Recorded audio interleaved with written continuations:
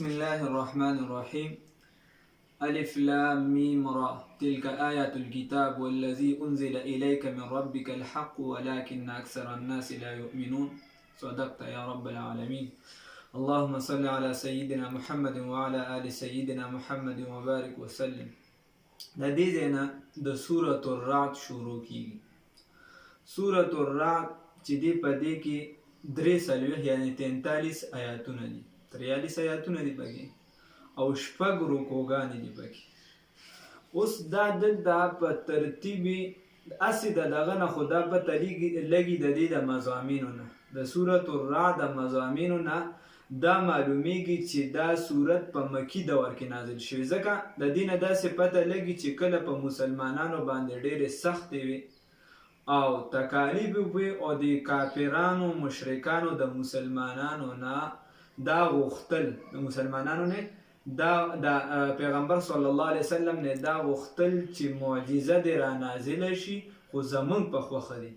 نو د مؤمنانو په زړه کې دا خبره وه چې معجزه دې وشي، معجزه دې را نازله شي، خیر دې د دې په خوښه دي، د دې د خواهش مطابق دې ایمان دې دې راونړي، کم از کم په موږ خو به مظالم بس کي، په موږ به ظلمونه بس کي. نو هسې د مضامینو نه معلومیږي داسې چې دا په دغه دور کې را نازل دي. نو الله والله جواب ورکوي په دې صورت کې، نه که په دې قرآن سره مړي را ژوندي شي د دې بیا هم دا خلک چې دي ایمان نه راوړي، دا مسلمانېږي نه، دا د دې وړی نه شړی نه جوړېږي.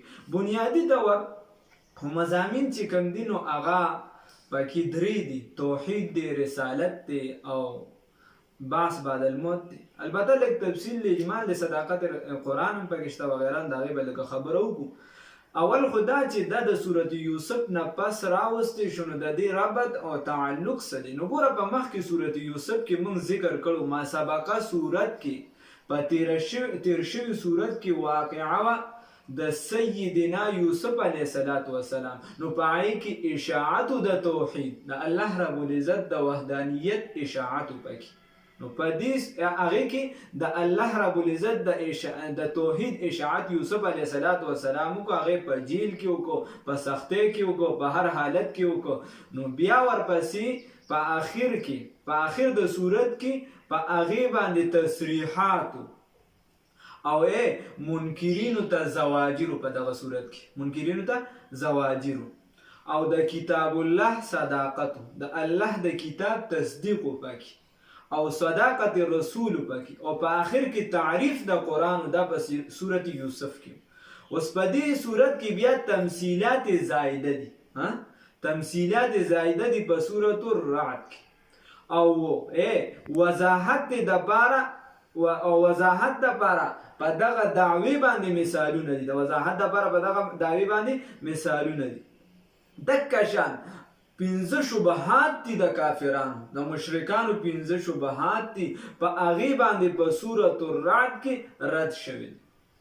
د هغې چې کوم 15 شبهات دي په هغې باندې رد شوي دي په سورة الرعد کې، او د هغې د توحید چې کومه مسله ده، یعنې بنیادي چې زمونږ کومه مسله ده د مشرکانو سره چې کومه ده چې مشرکان یې نه مني، هغه د الله د وحدانیت ذات دی. نو په توحید باندې 11 عقلي دلایل دي په دې صورت کې، 11 عقلي دلایل دي پکې، او په یعنې دعوه ثانیه ورته موږ وایو غیر توحید چې کومه مسله ده په دې کې، نو په دې باندې 11 عقلي دلایل دي. او په آخره کې بیا مثالین دي د توضیح د دې مسلې دپاره، آخره کې مثالین دي دپاره د توضیح، او په منځ کې تسلی ده رسول الله صلی الله علیه وسلم ته. نو خلاصه د صورت دا شوه چې صداقت قرآن دی په دې صورت کې، بل چې دی صداقت رسول صلی الله علیه وسلم دی په دې صورت کې، او د اعتراضاتو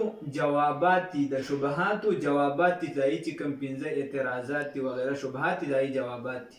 او دکه شان دعوه د توحید باندې عقلي دلایل شو 11، او درمیان کې بشارت دی مؤمنانو ته، او تخویفات دي پکې، او تسلی ده رسول الله صلی الله علیه وسلم ته. نو سورة الرعد د دې شروع به دا به مونږ کوو انشاءالله الحمدلله. او دا ما تاسو ته ووایي چې دلته کې نزول عثماني کې د سورت یوسف نه پس ذکر دی او دې کې 43 آیاتونه دي او د کشان حروف پکې 3500 دي. الله رب العزت راته دا صورت آسان کی.